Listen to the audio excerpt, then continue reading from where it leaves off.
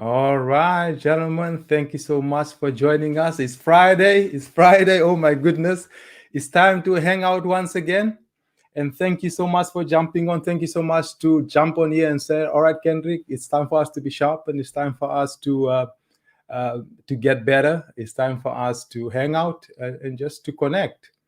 Um, well, we have the honor and the privilege once again this evening to welcome back Mr. Dahu Bayman. And you know what? If you were on here last week and you managed to come and have a look at the replay, I'm sure that you got some amazing value from that previous session that we were running. Well, maybe somebody's saying, Kendrick, it's Friday, man. What are you doing on here? Oh, somebody's saying there are a couple of things that you should not mess with. Don't mess with my Friday. Don't mess with my football. Don't mess with my money and my wife. Well, all right. Let me just bring the rest of the guys in here quickly because whether it's Friday, we are still here to hang out. We are still on here to make sure that we have a good time. So I'm just going to bring everybody on here just to make sure that I'm not here by myself. Let me see. All right. Let me just bring this. All right. Here we are. Okay. Give me 1 second. Gentlemen, how are we doing? Are we all good? All right. Thank you. Hi, Mr. Dawood. Hi, Mr. Ricci and Mr. Jonas. Yes. How wonderful it is to be here again tonight. Yeah. Yes. Absolutely. Mr. Dao, it's good to have you back on once again. So thank you so much for taking out the time. No problem. Thank you guys. Like I said, I know it's Friday night in London, so you guys wanted to be relaxing, especially Clinton with the little ones. I know, I know. It's like we are messing these guys up and saying, no, Kendrick, no. Why not on any other day except the Friday, man? Friday is like gold dust. Yeah. But you know what? Sometimes we just got to do what we got to do to make sure that we get better. We need to do what, the sacrifice that needs to go into, coming up higher and to improve. Yes. And sometimes it will require sacrificing an hour on a Friday. And I don't think there's too much to ask. No, so, gentlemen, we won't apologize for that. But anyway, if you're going to watch the replay, I'm sure you're going to get amazing value from the session. Last 2 weeks ago, we had Mr. Dao on here, and he spoke to us about that communication is all about others. And my goodness, did we learn something? If you know that you are a guy that are selfish and it's all about you, I'm sure that session has brought us to a place where we come to realize, listen here, there's this growth journey, this journey that we are on goes beyond ourselves. It goes beyond, everything just being about me. You say, Kendrick, is it about me and my family? No, it even goes beyond just about you and your family. Because the way God has structured this whole system is like he has put different things on the inside of us that whatever I need to fulfill my destiny, it's inside Mr. Chido, it's inside Clinton, it's inside Mr. Dahu. Now, that's why we have to come together in this kind of way, in this mastermind kind of setup, so that we can learn from one another and be sharpened. So I'm not going to take much longer. Let's get into it. I believe tonight's topic is connectors love what they communicate. Mr. Dao, that's over to you, sir. Go for it, and we are ready to learn. We are ready to be sharpened. Yeah. Great, Kendrick. Thank you once again. Like I said, it's an honor to be speaking with you fine gentlemen. And like I said, I appreciate you, cutting away, giving some of your Friday evening time.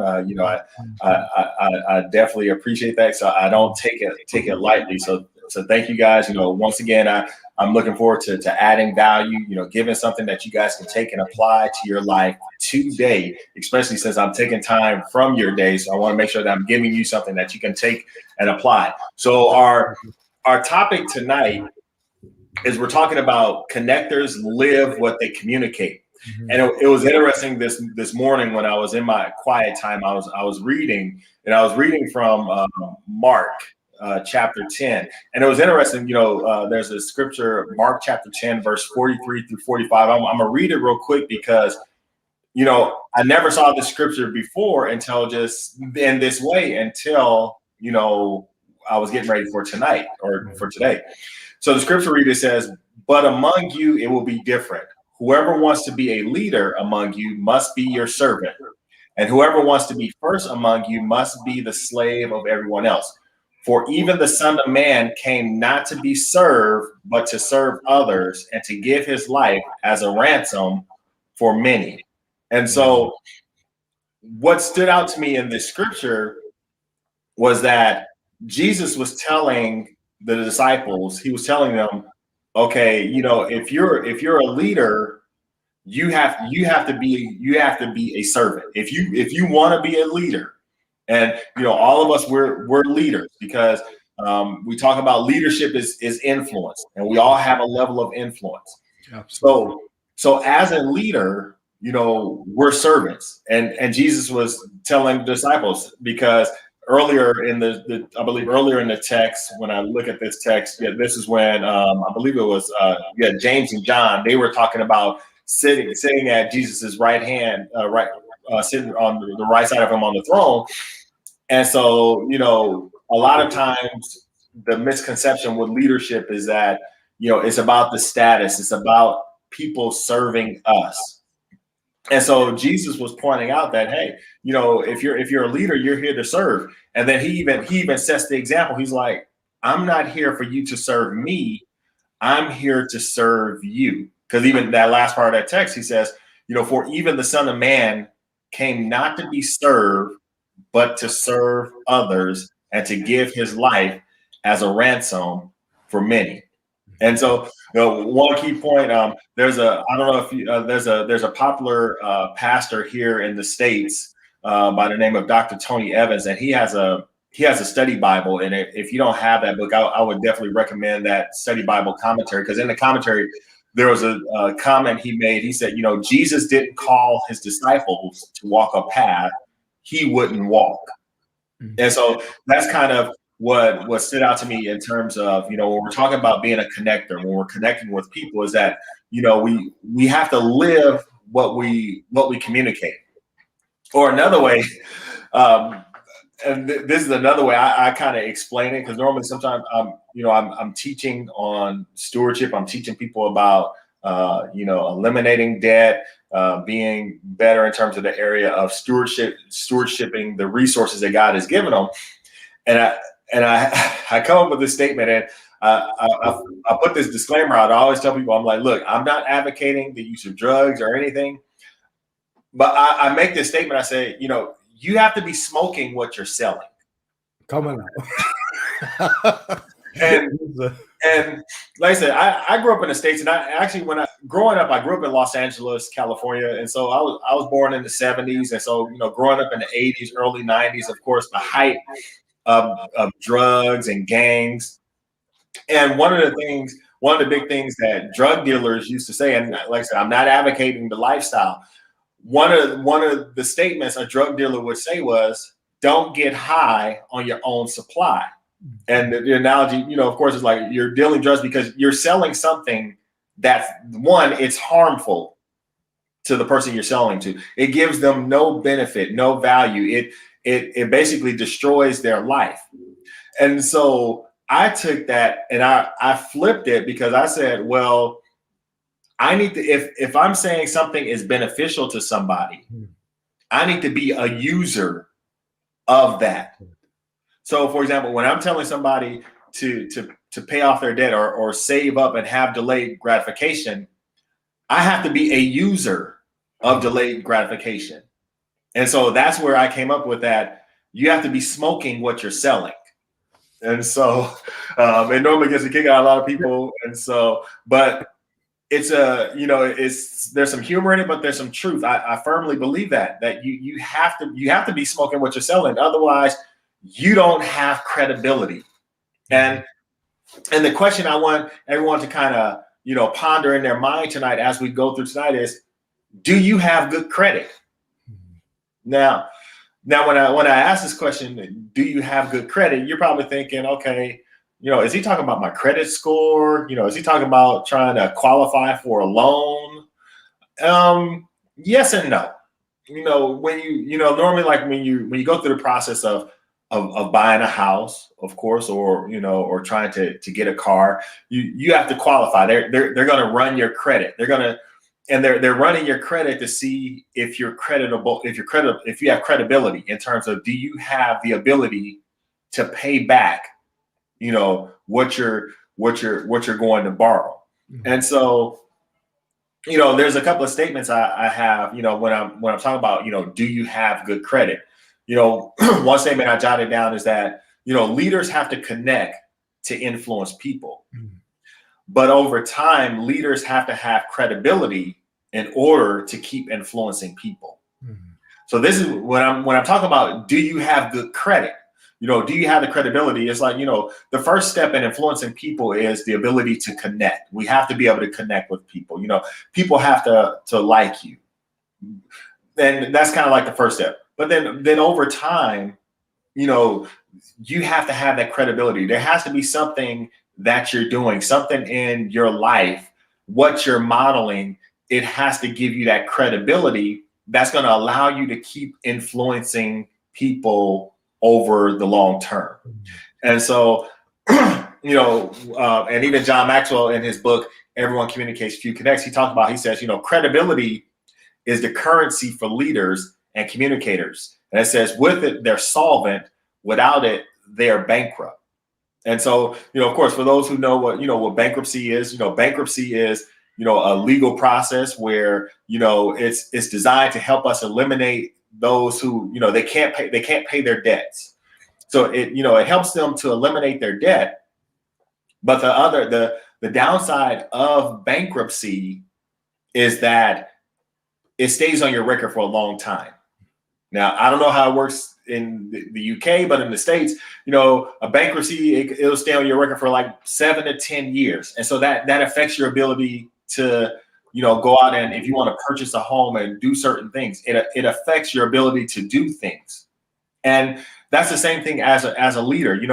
When a leader doesn't have credibility, when a leader is bankrupt, they lose the ability to be able to lead people, and it takes them time to be able to rebuild that. And so that's why it's important for us to have that credibility. It's important for us to live what we're communicating. We have to live it out. And that's the most important thing. And so that's why, we want to answer that question for ourselves.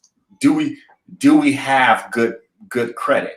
And so it's not, like I said, it's not the credit we're thinking of when we're thinking about, okay, applying for a loan, but the principle.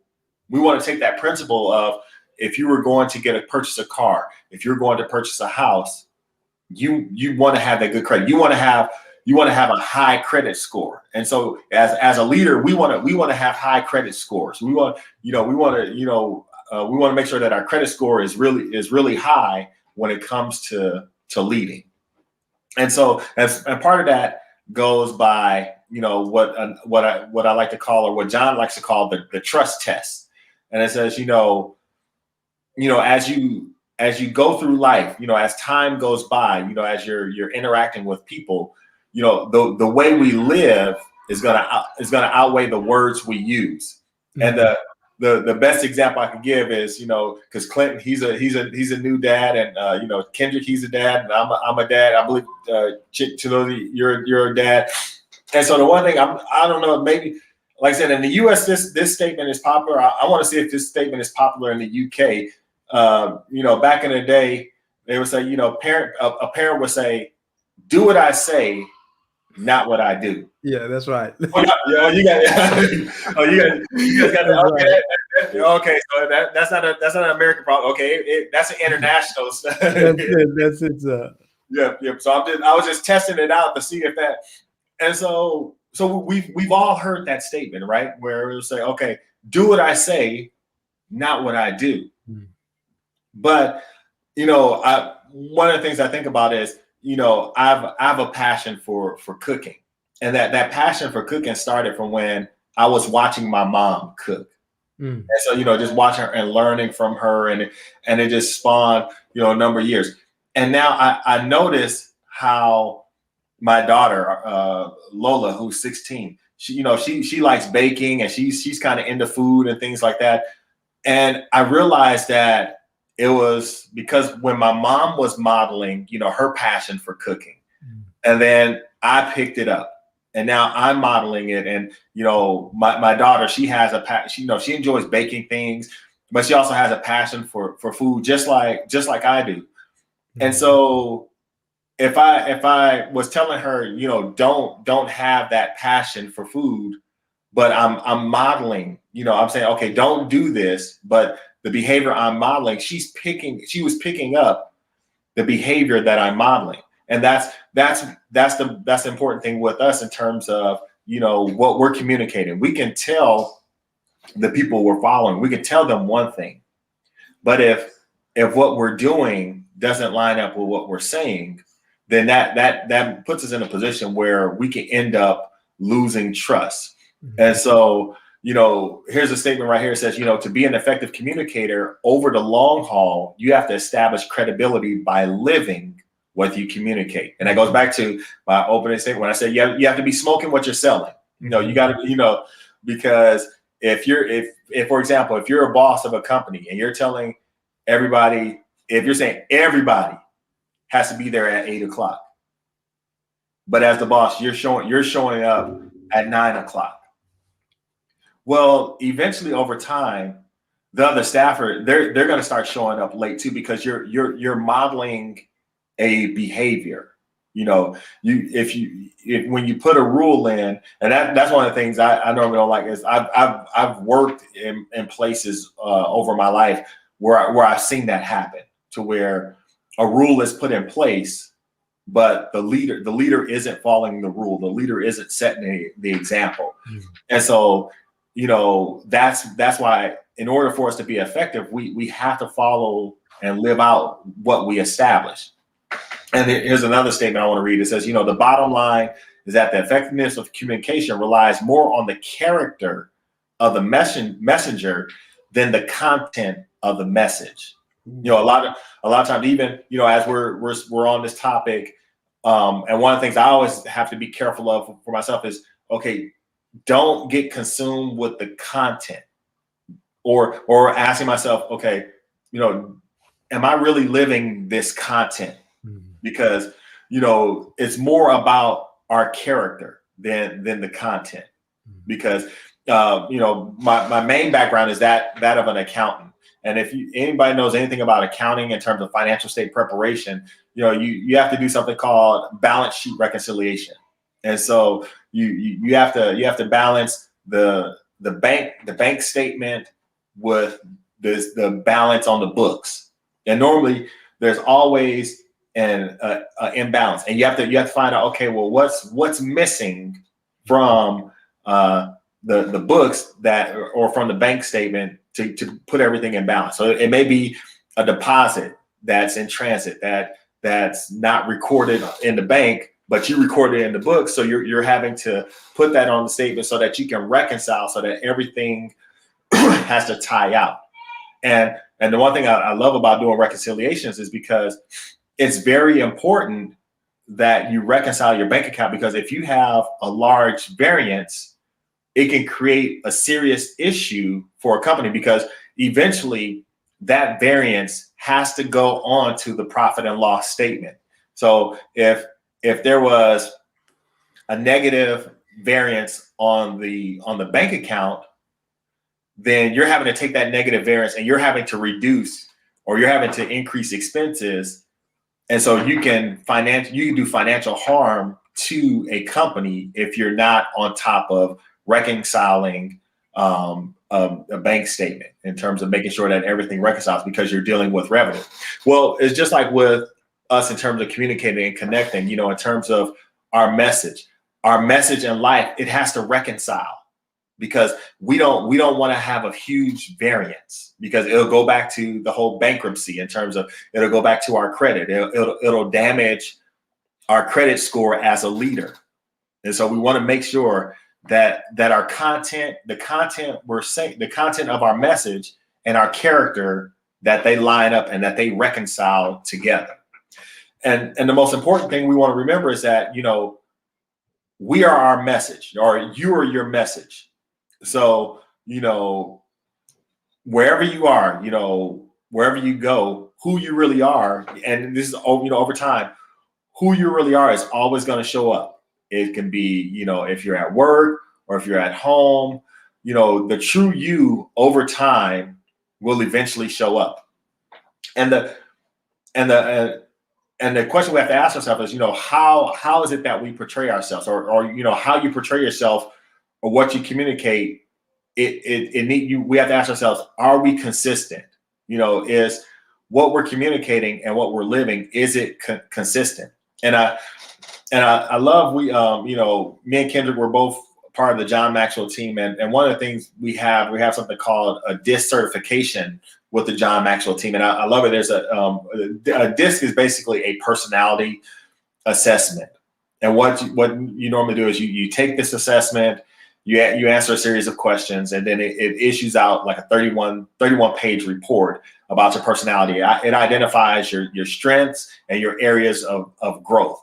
But then on this report, also there are these graphs, and there are like 3 graphs. There's a graph called a public self, a private self, and a perceived self. And I want to talk about the public graph. The public graph is when we look at that graph, it talks about this is kind of how we portray ourselves to people in public. Or we call it almost like a mask, like you put on a mask, and this is, you know, you're portraying, this is how you want people to see who you really are. But sometimes that's not really who you are, that public mask. We have another graph that's called your private self. And that's when, you know, when you face pressure, when you face stress, and that's kind of the graph that shows who you really are. And so, you know, sometimes when we're looking at people, like, okay, if you're public and your private graphs, if they're like way off, we ask people questions, because maybe especially if they're asking the questions in terms of their career, maybe it's someone who's doing work that requires them to be detail oriented, but their personality shows that they're not a detail-oriented person. So they have a public face, or they have a mask that they're portraying that they're detailed, but in reality, they're not. And so the purpose of this report is to help identify who you truly are. And that's the one thing in terms of, you know, being our message. We have to know who we are, so we can take the mask off and truly be who we really are. And so with that, I want to just transition and share with you guys, you know, how to live a consistent message. And so the first thing you want to do in order to live a consistent message is you want to make sure that we're connecting with ourselves.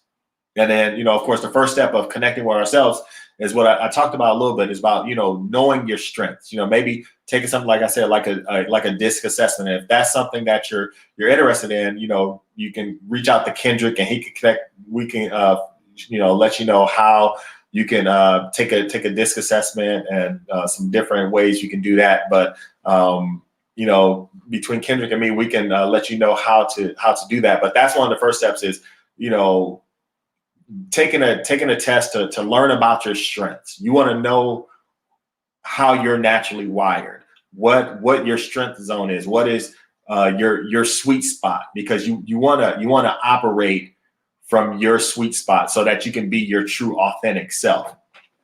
And then, you know, and then the funny part is, you know, when we're talking about, you know, connecting, we're talking about connecting with others, we're talking about, you know, having credibility and living our message. The funny thing is, you know, the first thing I started with is I'm saying, okay, well, you need to connect with yourself. And the reason is that we have to spend time focusing on ourselves so that we can be free to take the focus off of ourselves. So we have to know ourselves, know ourselves to grow ourselves, but then we're doing it from a position of we want to be able to best serve people. We want to take it off of ourselves. As we talked about the last time we met, it's not about us, it's about others. So that's the reason why we're connecting with ourselves, is so we know how we can best serve others. And then the next thing we want to do when we're connecting with ourselves is, we have to look at our self-talk. And, believe it or not, we have a conversation with ourselves every day. And I want to read this quote from Zig Ziglar. It says, the most influential person you will talk to all day is you. So you should be careful what you say to you. And so the question we have to ask ourselves is, what are we saying to ourselves? What is our conversation like when we're talking to ourselves? And so that's why it's important to guard our self-talk. The next step we want to do in terms of living a consistent message is we want to right our wrongs. Every one of us, we all make mistakes. Like I said, we're all men who are married. We have children. So, like I said, I know I've made mistakes. I've made mistakes as a husband. I've made mistakes as a parent. Like I said, I have, a 16, 15, and a 6-year-old. And so I've definitely made mistakes. And we have to right those wrongs. We do that by, one, acknowledging our mistakes. Because like I said, no one is perfect. The only one that's perfect is Jesus. And so acknowledge our mistakes. If we have to, apologize to the person that we made that wrong to. And I love this statement right here. It says, if you have to eat crow, eat it while it's young and tender. Because we don't want those wrongs to get bigger to where it becomes overwhelming. So apologize, acknowledge it, make those amends in the early stages so that you can be able to move on. The next thing we want to do is we want to be accountable. And here's a statement right here that I like. It says, one of the best compliments you can give another person is, I can count on you. And so we want to be the type of people that someone says, I can count on you. I can count on you to show up. I can count on you to show up on time. I can count on you when a task needs to be done, you're going to show up. That's one of the things I try to pride myself on, is that, no matter what, I'm going to show up to work. I'm going to show up. The responsibilities that I have, I'm going to show up. And so that's one of the things, out here, American football, because I don't want to disrespect it and call what we call it, you guys call it. So that's why I'll say American football. And of course, so in American football, there's a saying where they'll say, the best availability is availability. And that's referencing, with athletes, they get injured. And even in football and in London, or what the rest of the world calls football, there's injuries in football. And I'm sure, I guess, Clinton, who's your, was it Man U, Chelsea? Which one is it? I don't want to get in trouble and start an argument on football teams. Huh? Which one was it? It would be a mixed thing in this room, so I'll pick Kendrick to say what it is. Yeah, even though I'm not a big football fan or soccer fan, like you would say in the States, but I tend to go with Manchester, Man United. So yep. And so no fighting, guys. No fighting. All right. Right. Yeah. And so we'll go with Man U. So Man U. If so I don't know any of the star players, but if your favorite player was constantly not showing up, that would be a problem. And so that's the same thing with us in terms of being accountable. We have to show up. When we make our commitments, We have to show up. I love this statement right here. It says, you know, when you make a commitment, you create hope. When you keep a commitment, you create trust. And so that's what we want to do. We want to be the type of people that create those trusts. And then of course, you know, we want to live the way we want. We want to lead the way we live. And there's another quote. It says, you can't speak that which you do not know. You can't share that which you do not feel. You cannot translate what you do not have, and you cannot give that which you do not possess. To give it and to share it, and for it to be effective, you first need to have it. And so, and I think Moses, I know there was a statement when I was looking at this chapter. It talks about how, you know, there are some people who they're talking about something they don't know. And they're talking as if they're an expert. And so, you know, we want to make sure that we're speaking from an area of experience, an area that we have knowledge on, an area that we're leading, that we're actually living out in our lives. And of course, you know, to be consistent, we want to make sure that we're telling the truth, because that's the most important thing in terms of followers when you tell the truth. Another one is, you know, you want to be vulnerable, because that goes back to when I talk about that mask. You know, nobody's perfect. And so we don't want to walk around wearing that perfection mask. And normally some leaders or some people who are in a position of authority, they'll say, well, I don't want to be vulnerable because that shows the people who are following me my flaws. And I love John Maxwell. He was talking to somebody and he said, well, you have he said, you have a problem because the problem is you think they don't know, but they already know. so it's like, you know, we try to put this front on that we're perfect, and we don't want to show our flaws when they already know. So what it does is that builds up that credibility when we show our flaws and our weaknesses, and it allows them to say, hey, okay, well, when you as a leader, when you're vulnerable and when you're open, it creates a safe ground for those who follow also to be open.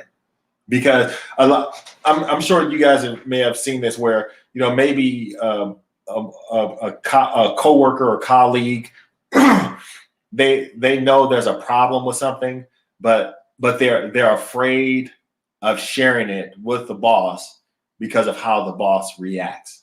And what's happened is the boss has created a culture where you can't bring up issues or you can't bring up problems. The boss hasn't created a safe space for people to be open about mistakes. And so that's why it's important also to be vulnerable, is that so people can share.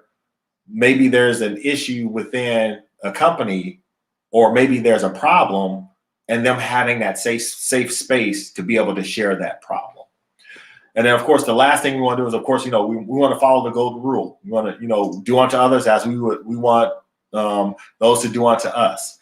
And so that's how we can live a consistent message. But to kind of wrap it up, just kind of summarizing some of the things that I talked about is, you know, of course, the number one thing is that, you know, connectors, because it's all about connecting. In order for us to connect, we want to live what we're communicating. And the only way to keep connecting with people is to live what we communicate. Because remember, you know, when we initially meet someone in the early stages, you know, we have that connection, but then over time, the substance of us still having that connection is how we live our lives in terms of what it is that we do. And then, you know, the question we have to ask ourselves, you know, are we doing what we ask others to do? You know, and here's another question I encourage you guys to think about is, you know, does your track record support your communication?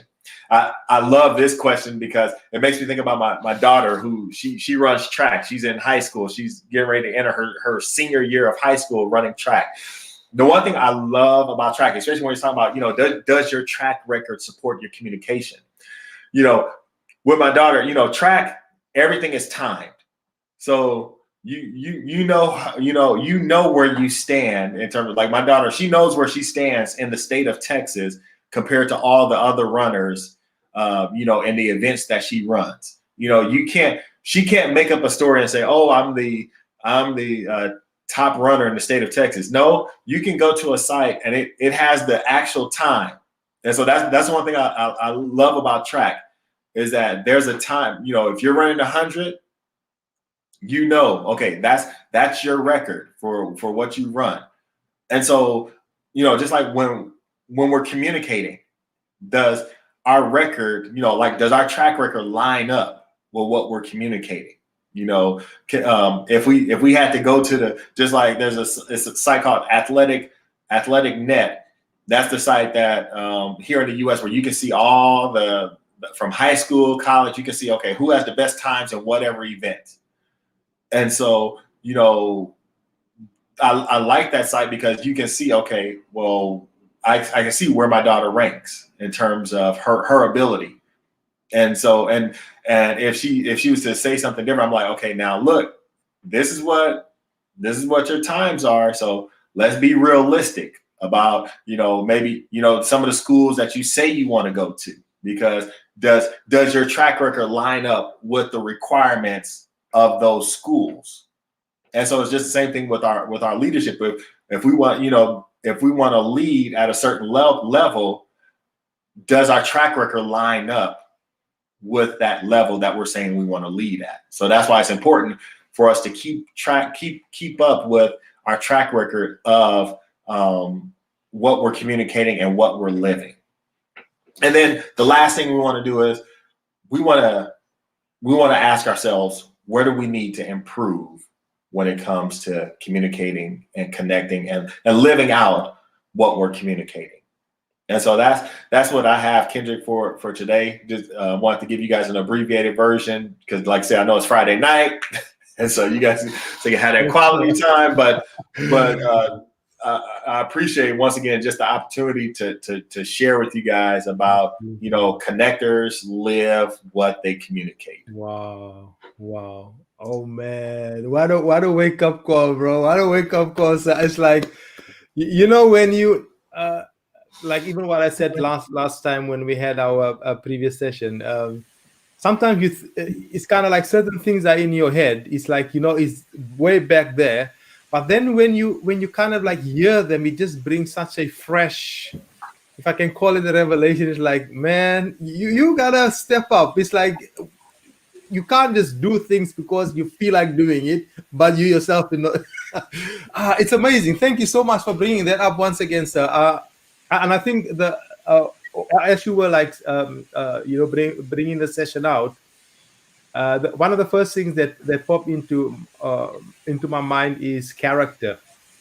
You know, that in the book of one of John's book, the 21 Irrefutable Laws of Leadership, he said when he talks about that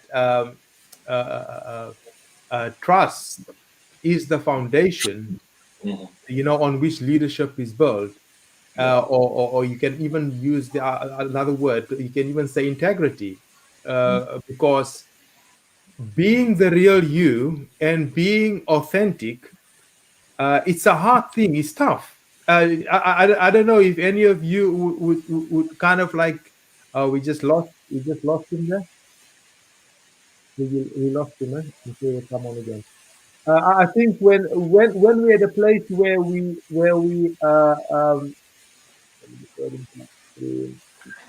sorry, we lost you there, sir. I don't know what happened. I was clicking the wrong tab. No worries. I think the thing that really stood out to me is the fact that, you know, sometimes we can have so much of head knowledge, and we kind of like, you know, especially, you know, with social media, you just want to go and spit it out because you know something, you just want to spit it out. But you know, you yourself, you are not on track or with what that where that specific maybe principle or that discipline comes in, and it is a challenge. It's a challenge. So yeah, thanks so much for bringing that up, and I think that's why is the private part is what we do in private is what is the work that takes place, behind closed doors when nobody can see that fight within yourself. Because I think our greatest enemy is me. It's not even the devil. Leave him out. He's defeated. It's me fighting my thoughts, me fighting kind of like the things that I'm struggling with. And I think if we are kind of like really want to do this thing in the long haul, and not just be like a flyby, like today you are here, tomorrow it's like, what happened to Kendrick? He's gone. We don't see, we don't hear nothing. And I think that's where the work lies. And I don't know about you, gentlemen. That's really is an amazing thing. So I don't know. You guys wanna chip in there? Anything that stood out to you? It's been wonderful for me. Again, it's like just stuff but like you said, hearing it again. Yeah. Because prior to starting this session today, Kendrick and I were having a very brief chat about about life and as you age and you try to fight and you try to grab what you didn't get before. How old are you again? Who, me? Don't say it. The internet is gonna shut down. No. I can't remember, man. That's your age. That's your age. Yeah, right. Yeah, I see that. Yeah. As life progresses, Yes, yeah. yes, that's the one. That's better. Yeah. So rather than running here to grab there and all of that, because if you really want to enjoy, this is my view, if you really want to enjoy quality of life and then share that with others via your practice and how you're doing it, you really can't go down the road of grabbing here and everywhere, because if you don't do it with the Holy Spirit as your lead, as your guide, you end up doing the opposite of what Mr. Noe just said, which is, there is no consistency, there is no credibility in what you're doing, because you're just doing everything everywhere, or you're just grabbing. If somebody says, you can win 1,000 by doing £10, whatever, but actually your saving is horrible. You're spending in the wrong direction. You are, but you're telling people the whole right list of stuff, but your list is completely crazy. So then when you're trying to do a presentation or talk or anything as a model, so you're modeling life to somebody else, a younger person, that person is then confused.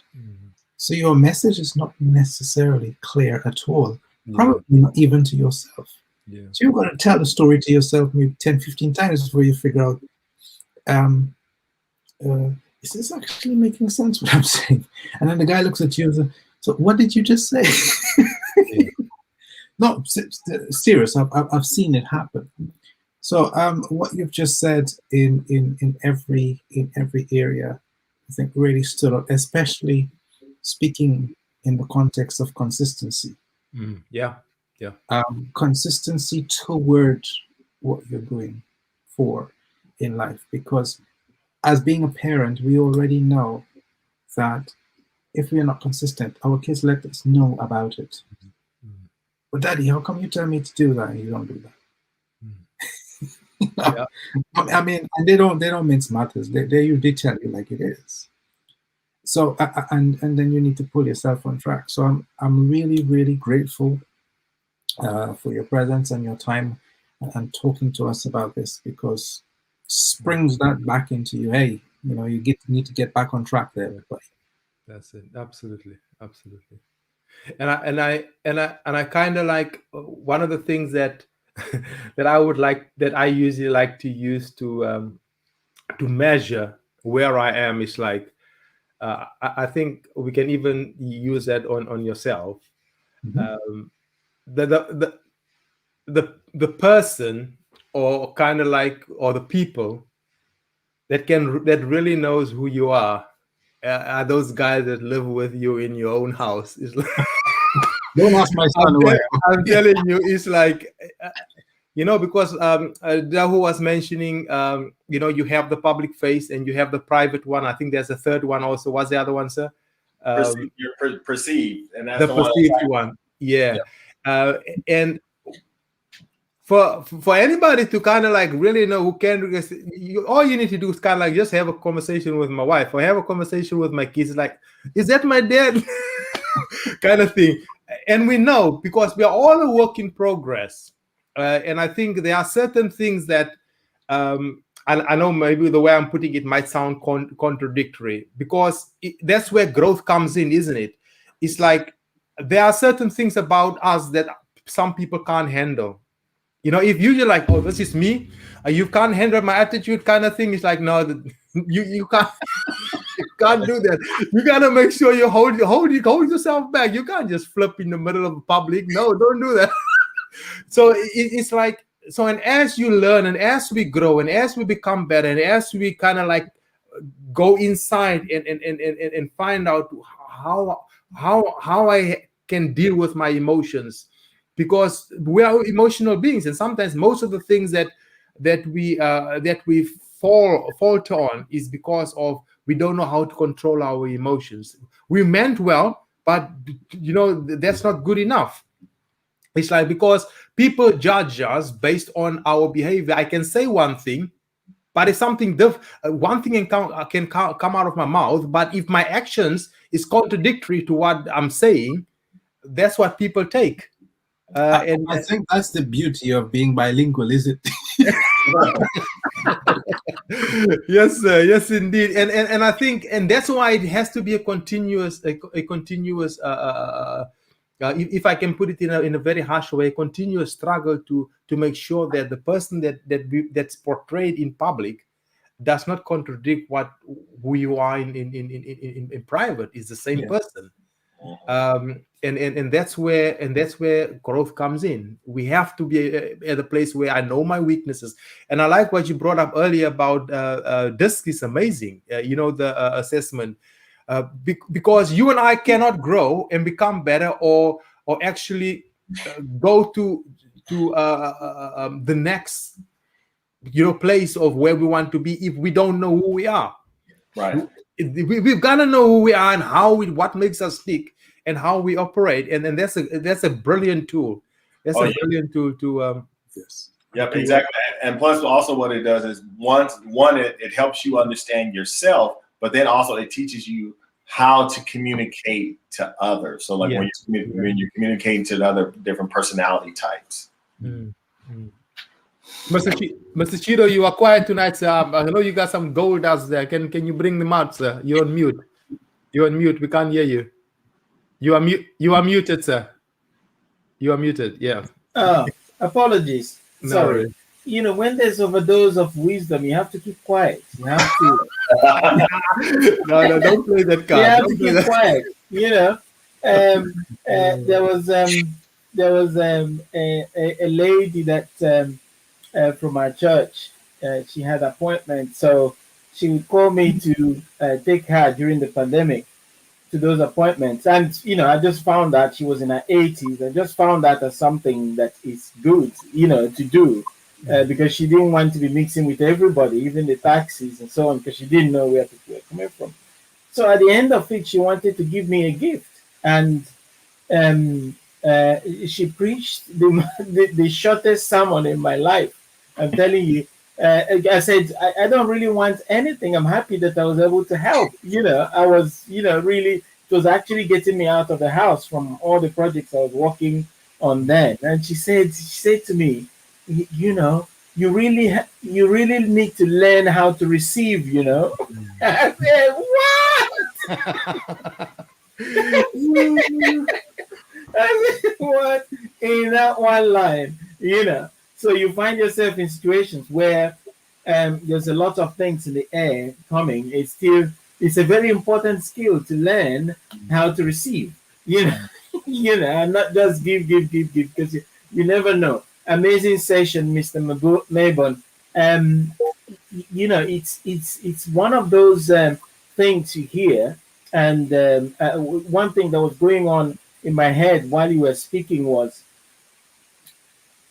how we think that there are certain things in life, there are certain topics in life we need to cover before we become successful, and then suddenly somebody hits you with something. You say, "Oh my goodness, like, this is it as well." Bringing such a topic around doing what you preach, and also incorporating that aspect that we're human beings and we're fallible, because that's what puts us down when we keep trying and we're getting it wrong, and we don't know how to stop, or we find that we are still having this issue with this, we are 40 in that area, 40 in that area, but not letting that pull you down, offering that that leeway for you to come out and say, listen, this is who I am. It doesn't mean that I'm always like this. I could get it wrong, but my promise is, when I get it wrong, I'm going to be very transparent about it, and I'm going to say sorry. And straight away, most of us who feel discouraged about bringing ourselves out into society as role models, because we don't know when we're going to get it wrong, because it's just a time bomb. That's how you look at it. It's just a time bomb waiting to explode. One day something is going to come out, and who is going to think what? But if we are transparent like that, we're ready to own up to when we get it wrong, because we're human beings, we're going to get it wrong upfront. Then it's acceptable and it's doable for everybody, because that sort of brings the leader from the pedestal of the big boss to people who serve, not because they are the strongest, but because they want to serve. They are sacrificial in their life, and they are putting themselves out there, and their personality, their integrity, and everything out there for everybody to see, which is a huge sacrifice. It helps the followers to begin to see you in another light, not because you are the best, the whitest person, but you are, the cleanest person, but because you are brave, because this is bravery, coming out and putting out yourself, because we are all bad, we are all good, and we are all bad in certain ways. But it's very hard for some of us to want to show that bad side of us, because we want to pretend to be, talking about the masks and so on, which then becomes disastrous when we get found out for who we really are, instead of having that transparency. The other thing that came that I remembered while you were speaking was a quote by Goethe that says that knowing is not enough, you must do. So how do you come and tell us that when you don't do anything?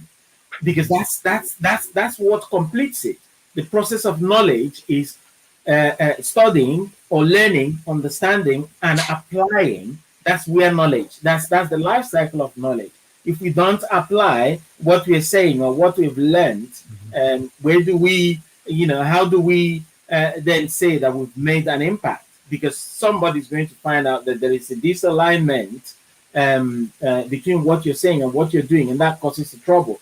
And that fantastic example with accounts balancing and not balancing, the trouble that it could cause, and so on. Really, really, really amazing examples, because this is a situation that could put you into trouble. When it comes to accounting, how much more when it comes to your personality, when it turns out that you're not really who you say you are.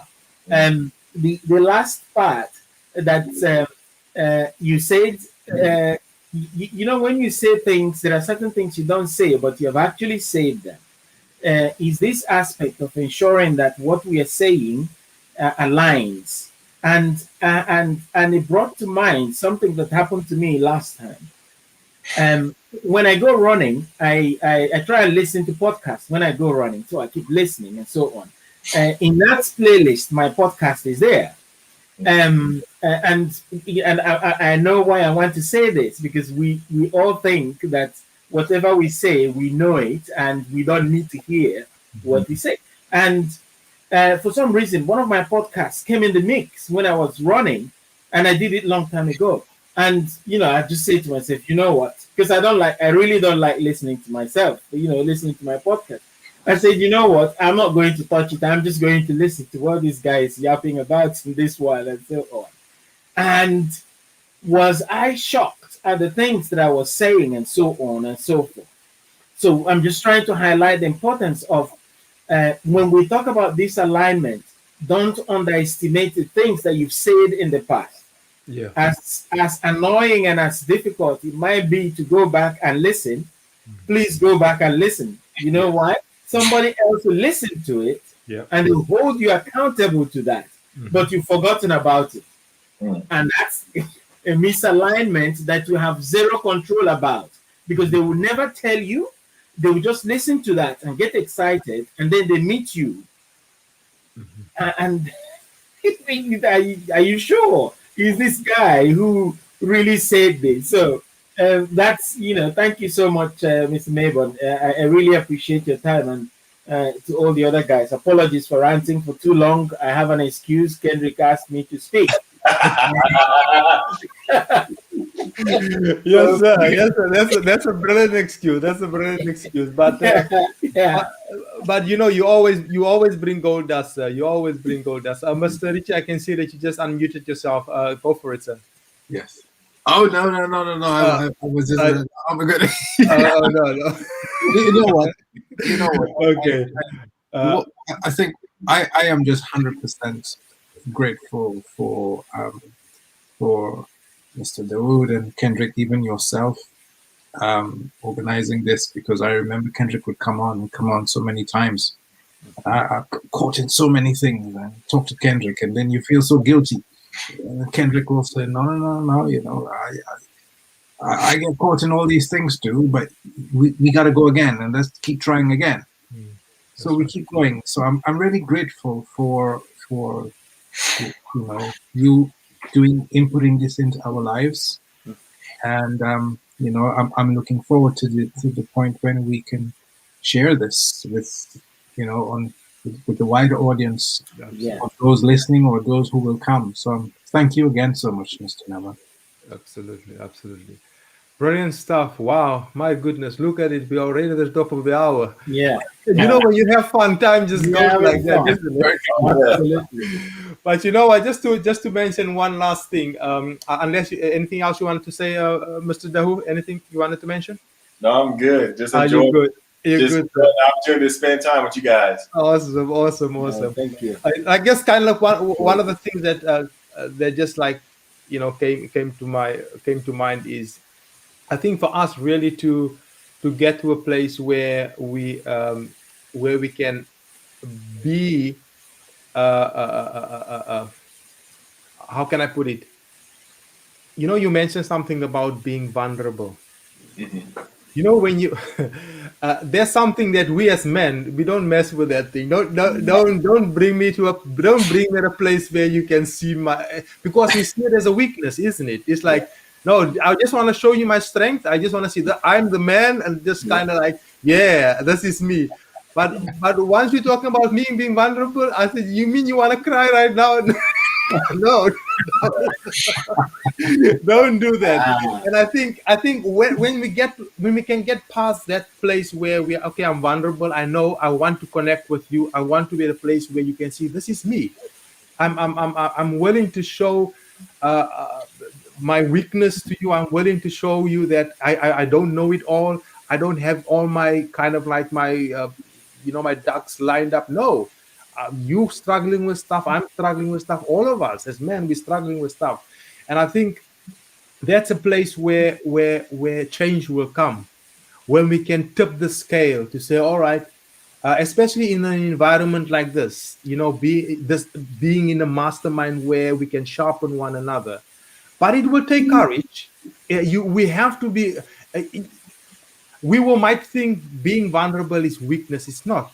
You are actually very courageous when you do that, because when you do that, you kind of like step into a place where not only can you become useful to those around you, but even God Himself can use you, because He doesn't like a guy that is proud. No, He wants to say, "All right, Kendrick, I saw your weakness. You've admitted it." Not that it's not like even He doesn't know. It's just like, okay, I've admitted it, and I've come out to say, "All right, I repent. Use me." And that's kind of the place where I think where we can draw our strength from, because we know that we are all a work in progress. So, gentlemen, this is it for the evening. I know we can carry on like this the whole night, but I don't want to get you guys in trouble. I don't want your wives to call like, Kendrick, what happened? No, I only gave in to you for an hour. What happened?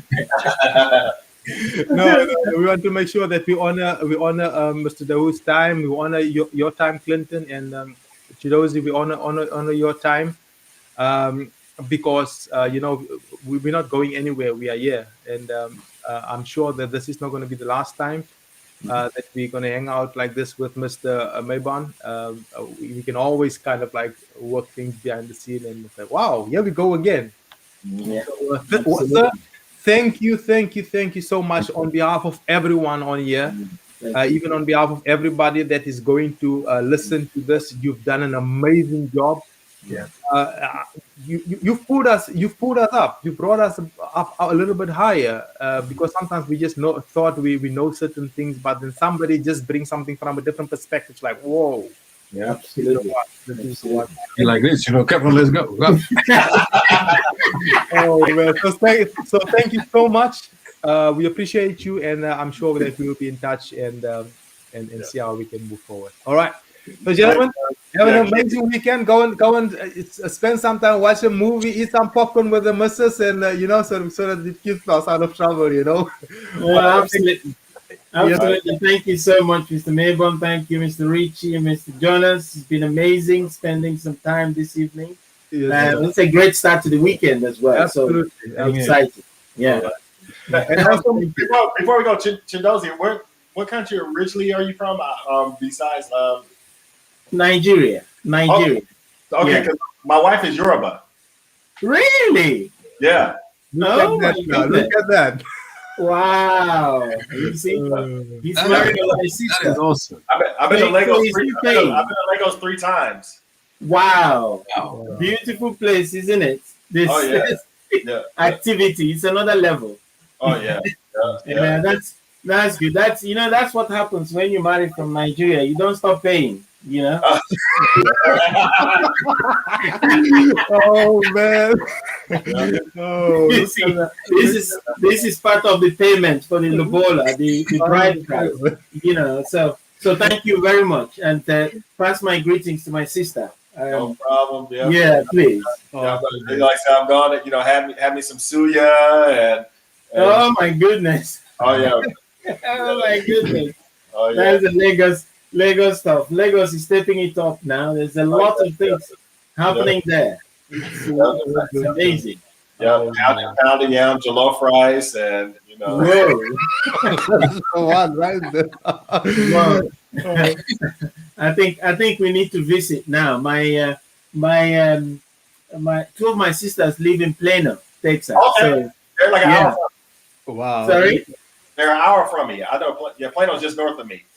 Oh, okay. Wow. Yeah. So we visit often. My mom is there as well now. Oh, you come out? Oh, you come to the States often? Oh, yeah. You got to come. We can get some barbecue, and make some barbecue and jollof rice together. Yeah. Come on now. That's right. It sounds like this was going to be happening when we come over to the UK. Yeah?